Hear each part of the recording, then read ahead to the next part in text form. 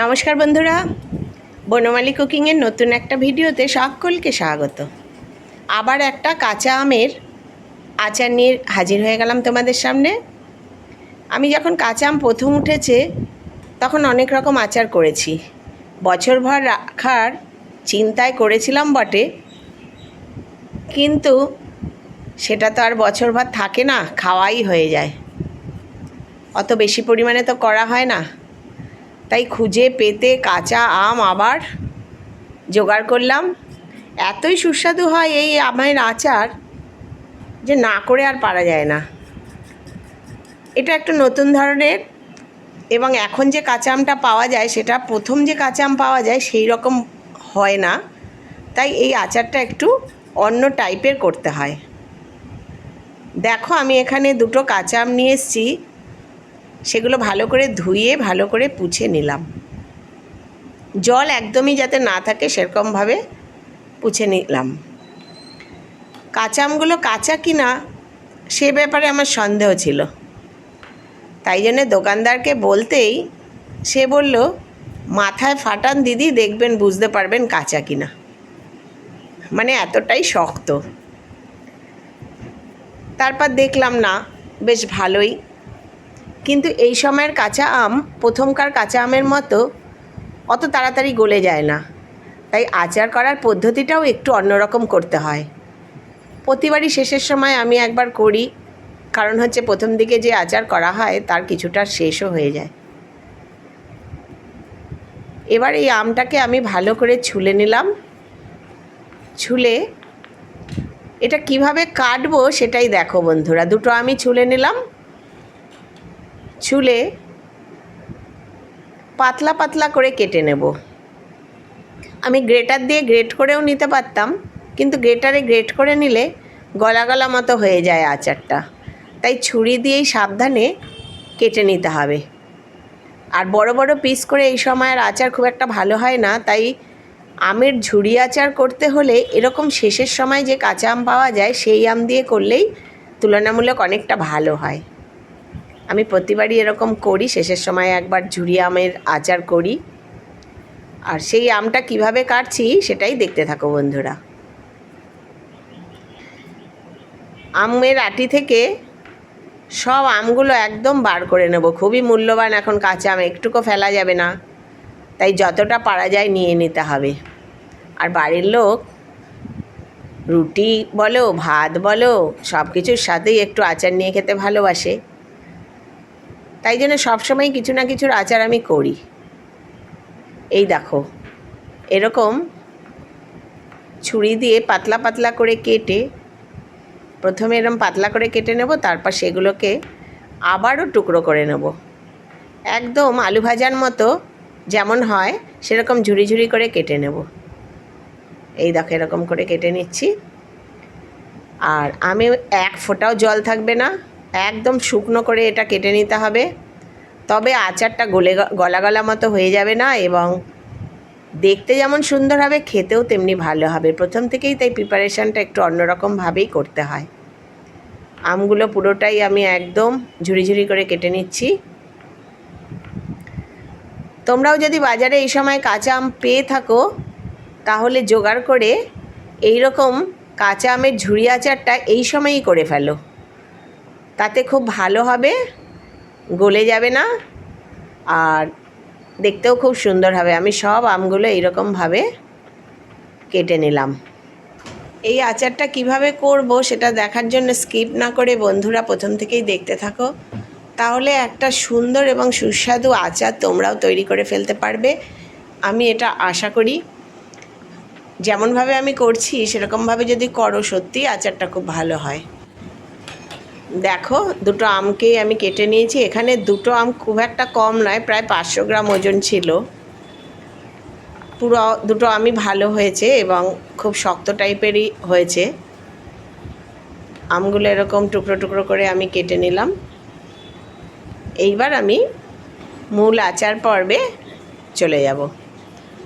পুরোটা আমি গুছিয়ে নিলাম। এবার আচার করার জন্য যেটা আমার প্রথম দরকার সেটা হচ্ছে একটা মশলা।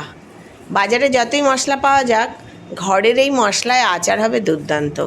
তাই আমি এখানে 3টে শুকনো লঙ্কা আর হাফ চামচ পরিমাণ করে জিরে, ধনে, মৌরি এবং গোলমরিচ নিয়ে টেলে নিয়েছি। এটা নামিয়ে কড়াইতে সামান্য জল দিয়ে গুড়টাকে একটু গলিয়ে নেব। গুড়ের মধ্যে অনেক রকম নোংরা থাকে বলে সরাসরি গুড় আচারের মধ্যে আমি দিই না। কখনো সখনো খুব ভালো যদি গুড় হয় তখন দেওয়া যায়, কিন্তু বেশিরভাগ ক্ষেত্রেই এর মধ্যে বালি এবং পোকামাকড় থাকে, তাই জন্য গুড়টা একটু গলিয়ে নিয়ে দেওয়াই ভালো। কিন্তু এই আচারে আমি আবার খুব একটা জল ব্যবহার করব না বলে অনেকটা জল দিয়ে গুলিয়ে নিলাম না। সামান্য জল দিয়ে এখানে প্রায় 300 গ্রাম পরিমাণ আখের গুড় আমি দিয়ে নিলাম। এই আখের গুড়েই সব রকম আচার খুব ভালো হয়। দেখো গুড়টা গলে গেছে, এটা আমি আর জাল করব না, নামিয়ে অন্য একটা পাত্রে ঢেলে নেব। কড়াইটা পরিষ্কার করে আবার বসিয়ে দিলাম। এবার কড়াইতে সামান্য পরিমাণ একটু সর্ষের তেল দিয়ে তেলটাকে খুব ভালো করে গরম করে তারপর গ্যাসটা একদম কমিয়ে দেব। দিয়ে এই ছোটো চামচের মশলার চামচের 1 চামচ মতো 5 ফোড়ন দিয়ে নিলাম। 5 ফোড়নটা হয়ে গেলে কুচনো আমগুলো এর মধ্যে দিয়ে দেব। আমটা এবার গ্যাসটা একটু সামান্য বাড়িয়ে নাড়াচাড়া করে নেব। এই আচারটা করার মধ্যেই আচারটা স্বাদটা নির্ভর করে। বসিয়ে রেখে দিলে হবে না, আবার গ্যাসটা খুব বাড়িয়ে দিলেও হবে না। গ্যাসটা মাঝারি আঁচে রেখে এটাকে নাড়াচাড়া করব এবং এই সময় 1 চামচ মতো হলুদ আর 1 চামচ মতো লাল লঙ্কার গুঁড়ো দিয়ে দেব। এটা পুরোটাই রঙের জন্য। যদি তোমরা মনে করো মানে কোনো রং দরকার নেই, গুড়েই যে রং হয় তাতেই হবে, তাহলে তোমরা এটা স্কিপ করতে পারো, এটা পুরোই অপশনাল। এটা দিলে রঙটা খুবই সুন্দর হয় বলে আমি এই লাল লঙ্কার গুঁড়ো এবং একটু হলুদ দিলাম। দিয়ে দিলাম 1 চামচ বিট নুন। বিট নুনটা অবশ্যই দেবে, কারণ আচারে বিট নুন খুব দিলে আচারের স্বাদই বেড়ে যায়। আমি এক্ষেত্রে আমটা নুন হলুদ দিয়ে মেখে নিইনি, সেই কারণে আমি বিট নুন 1 চামচ দিলাম এবং সেটা নেড়ে নিলাম। দেখো কতটা শুকনো শুকনো, নুন দেওয়ার পরে একটু জল জল বেরোবে, সেটাকে পুরোই টানিয়ে নিতে হবে। দেখো পুরো আমগুলো একদম শুকনো শুকনো ঝুড়ো ঝুড়ো মতো করে নিয়েছি। এবার যে গুড়টা আমি জাল করে নামিয়ে রেখেছিলাম, এটা ঠান্ডা হয়ে গেছে, এটাকে আমি ছেঁকে এর মধ্যে দিয়ে দেব। কোনো জল আমি ব্যবহার করব না। এই দেখো কত নোংরা থাকে গুড়ে। পুরো গুড়টা আমি ছেঁকে দিয়ে দিলাম। এবার এই গুড়ের সাথে আমগুলোকে ভালো করে সেদ্ধ যাতে হয় সেটাও দেখতে হবে এবং নেড়েচেড়ে আচারটা করতেও হবে। গ্যাসটা খুব বেশি বাড়িয়ে দিলে এখন হবে না, আর আমি ঢাকাও দেব না। এই রকমভাবেই আচারটা করব। এই আচারটা করতে করতেই আমি মিক্সিতে মশলাটাও গুঁড়িয়ে নিলাম। আর দেখো এটা এরকম হতে থাকবে, গ্যাস কিন্তু বাড়িয়ে দিলে এখন হবে না। আর গুড়ে কোনো জলও আমি ব্যবহার করব না। মাঝে মাঝেই এটা নেড়ে দিতে হবে যাতে লেগে না যায়। লেগে গেলে আচারের স্বাদটাই নষ্ট হয়ে যাবে। এই দেখো আম সেদ্ধ হয়ে গেছে, কিন্তু আম কিন্তু একদম ঝুরঝুরে রয়েছে। এই আচার এই সময় করলেই ওই জন্যে বললাম খুব ভালো হয়। আর মশলাও দিয়ে দিলাম। আমি এখানে প্রায় 1.5 থেকে 2 চামচ মতো মশলা আমি ব্যবহার করলাম। মশলাটা তোমরা তোমাদের স্বাদ অনুযায়ী ব্যবহার করবে। মশলাটা দিয়ে নাড়িয়ে দিলাম। আর দীর্ঘদিন ভালো রাখার জন্য আচারটাকে একটু তো প্রিপারেশান নিতেই হবে। যদিও আচার করতে করতেই প্রায় শেষ হয়ে যায়, তবু তোমাদের দেখিয়ে দিচ্ছি কিভাবে আচার অনেকটা পরিমাণ করলে ভালো রাখা যায়। আমরা যে ভিনিগার খাবারে ব্যবহার করি, সেই ভিনিগার, হোয়াইট ভিনিগার, সেটা আমি এখানে 1 চামচের থেকে একটু কম পরিমাণ দিয়ে দিলাম। তোমরা তোমাদের আচারের পরিমাণ অনুযায়ী দিয়ে গ্যাসটা বন্ধ করে নেড়ে রাখবে।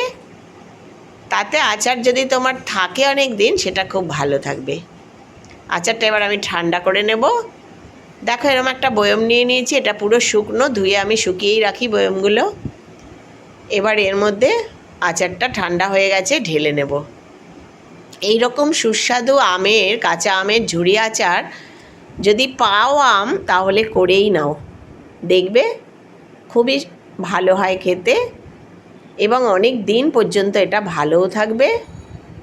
আমার আজকের রেসিপি যদি তোমাদের ভালো লাগে তাহলে প্লিজ লাইক, কমেন্ট এবং শেয়ার করো। সাবস্ক্রাইব করে আমার পাশে থাকার জন্য অনুরোধ জানালাম। ধন্যবাদ।